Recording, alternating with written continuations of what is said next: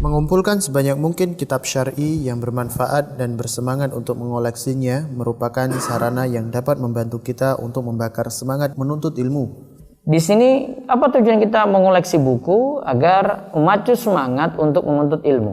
Nah, hal ini disebabkan satu, jika seseorang mengumpulkan kitab dan menyusunnya dalam perpustakaan rumah atau ruangan khusus di rumahnya, maka ketika dia memandang deretan buku-buku tersebut yang telah dicetak dengan cetakan yang indah dan menarik, pastilah tergerak motivasinya untuk membaca sebagian buku tersebut walaupun sejenak saja. Karena ketika dia memandang kitab-kitab itu, dia akan teringat kesungguhan yang dicurahkan oleh para ulama salaf dalam menulis, menyusun dan mengumpulkan kitab-kitab tersebut. Dia juga akan teringat dengan berbagai kesulitan yang dihadapi dalam menulisnya.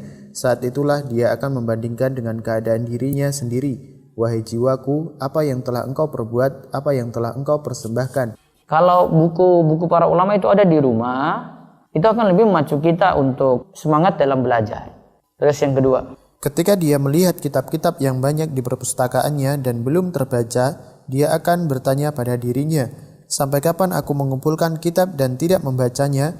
Kemudian mencela dirinya, wahai jiwaku, bukanlah suatu aib dalam mengumpulkan banyak kitab. Bahkan hal itu sesuatu yang sangat terpuji dan memiliki banyak keutamaan.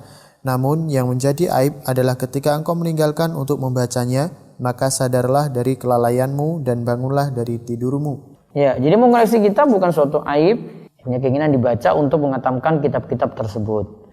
Terus yang ketiga, terkadang seseorang mengalami kesusahan, kegelisahan, dan kesedihan sehingga mendorong dirinya untuk melakukan apa saja agar bisa melupakannya.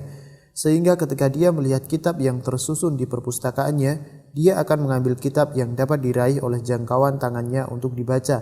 Terkadang tidaklah dia meninggalkan kitab itu sampai menyelesaikannya. Jadi ada yang hatinya itu susah gelisah dihibur dengan kitab, sehingga dia baca buku-buku yang ada sampai tuntas.